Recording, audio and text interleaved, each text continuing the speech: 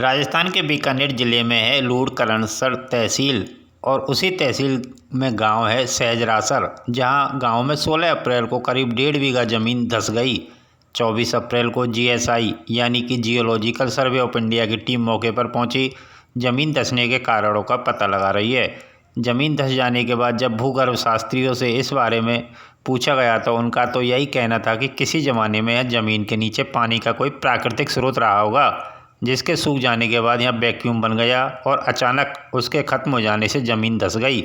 लेकिन असली कारण का पता तो जियोलॉजिकल सर्वे ऑफ इंडिया की टीम ही बताएगी।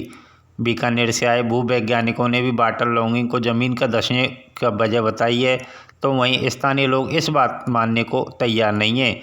उनका कहना है कि यह इलाका रेगिस्तान है और सदियों में ऐसा होता ही रहा है।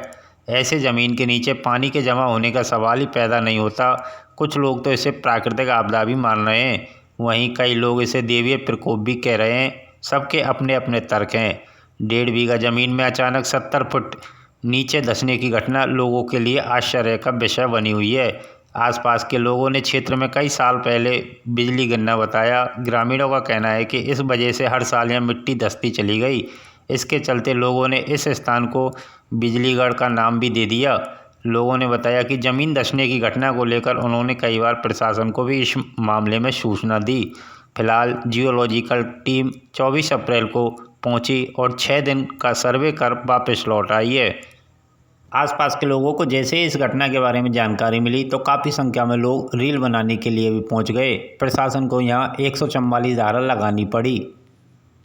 ये कि गांव सहजरासर की रोही में एक 1.5 बीघा ज़मीन जो है वो अचानक से नीचे धंस गई है। तो उस संबंध में सूचना मिलने पर वृत्ताधिकारी के साथ मैं उपखंड अधिकारी हम मौके पर पहुंचे। वहां पर जो सड़क का हिस्सा टूटा हुआ था उसके दोनों तरफ हमने जो आवागमन है उसको बंद करवाया, बैरिकेडिंग करवाई और जो ज़मीन नीचे धंसी हुई थी उसकी हमने तारबंदी या फेंसिंग करवा दी और मुनादी करवा के लोगों को उस इलाके के आसपास जाने से मना करवाया है। बाद में बीकानेर से हमने वरिष्ठ भूवैज्ञानिक श्री मनोहर लाल सिंह राठौड़ और हकीम वरिष्ठ भूवैज्ञानिक बीकानेर को हमने वहाँ मौके पर बुलाया। तो उन्होंने जब जांच की प्रारंभिक तौर पे ये सामने आया है कि वो जो ज़मीन है वो गैर आबाद गांव की है और गैर आबाद गांव के होने के कारण टांका या कुआं था जो अचानक से नीचे धंस गया है और इसकी हम पूरी वॉच कर रहे हैं, पूरी निगरानी कर रहे हैं। इसमें लोगों का आवागमन अभी भी रुका हुआ है उस इलाके में और जैसा 4-5 दिन के बाद उसकी निगरानी करने के बाद उसमें जो अग्रिम कार्रवाई की जाएगी। इसी के साथ धसी हुई जमीन को देखने के लिए आसपास के ग्रामीण और आसपास के क्षेत्रों से लोग जो है वो उस जगह आ रहे हैं, किंतु पुलिस ने चारों ओर तारबंदी कर दी है और ऐसे में वहां पे प्रवेश पूर्ण रूप से निषेध कर दिया है। ऐसे में लोगों को वहां जाने से रोका जा रहा है क्योंकि जमीन धंसने के कारण वहां पे कोई भी दुर्घटना हो सकती है। भाद्रालाई की टीम ने ग्रामीणों से भी बात करने का प्रयास किया है, जिन्होंने वहां सबसे पहले देखा था, किनको सबसे पहले सूचना मिली, उनके साथ भी बात करेंगे। और ऐसे में वहां पे वीडियो बनाने से भी प्रतिबंधित कर दिया गया है और ऐसे में वहां पे एक व्यक्ति को साथ 151 में पाबंद भी किया गया है क्योंकि एक तरीके से प्रतिबंधित वो क्षेत्र है। देखिए ग्रामीणों ने इस गड्ढे को लेकर क्या कहा। वहाँ पर हमारे को कोई गाड़ी वाले ने बताया कि रानी बोपड़ाराम से आगे सहजरासर रोड पर बहुत बड़ा गड्ढा बन गया है। तो हम सारे गए, गड्ढा को देखा, वहाँ बहुत सड़क धसी हुई थी अंदर। तो हमने देखा ये किस मामला कैसे हुआ, तो हम सारे भयभीत हो गए, गाँव वाले भी भयभीत हो गए। फिर पुलिस प्रशासन को फोन किया और वो पुलिस वालों को बुलाया और फिर वहाँ पर प्रशासन को बुलाया। प्रशासन आया, बीडीओ साहब आए और एसडीएम साहब आए।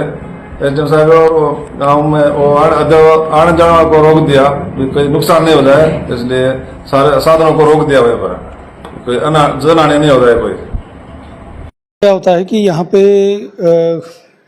कंकर स्टोन, जिसको हम अपनी यहाँ की भाषा में मुरड़ बोलते हैं, वो नीचे होती है। तो जब बारिश आती है, पानी इकट्ठा हो जाता है, हल्का सा डिप्रेशन का एरिया होता है, तो वहाँ वो धीरे धीरे उसमें पानी घुल जाता है और वो पानी जो होता है कहीं लीच आउट हो जाता है और उसके वजह से वहाँ पे एक वॉइड या खालिस्तान हो जाता है। तो उस वजह से ही कोलैप्स हो जाता है। ये इस तरह की आम घटनाएं हो जाती हैं। ये तो ये जो घटना हुई है आप तो ऐसी घटना लोग ऐसी मान रहे हैं कि पीछे कोई पानी है या नदी है, ऐसी जो धारणाएं लोगों में है, ऐसा कुछ तो वो तो फिर इन्वेस्टिगेशंस करनी पड़ेगी, देखना पड़ेगा आसपास में जाके, क्योंकि पुरानी सरस्वती रिवर का बहाव तो रहा ही था, तो वो देखना पड़ेगा कि यहाँ ऐसा कुछ कोई नदी वगैरह कोई पुरानी तो नहीं है। लेकिन जहाँ तक जो जानकारी प्राप्त हुई है वो ये हुई है कि 200 साल पहले यहाँ कोई गांव बसा हुआ था। हो सकता है यहाँ कोई तालाब वालाब रहा हो और उसकी वजह से पानी का यहाँ इकट्ठा रहा और वो धीरे धीरे पानी जब नीचे गया उसमें ज़मीन के अंदर भूजल में, तो वो उसने उसको घुलनशील जो होते हैं कंकर उनको घोला और वहाँ से वो पानी कहीं निकल गया और उसके बाद में वो खाली स्थान पे वो जो हुआ वहाँ पे कोलैप्स हो गया।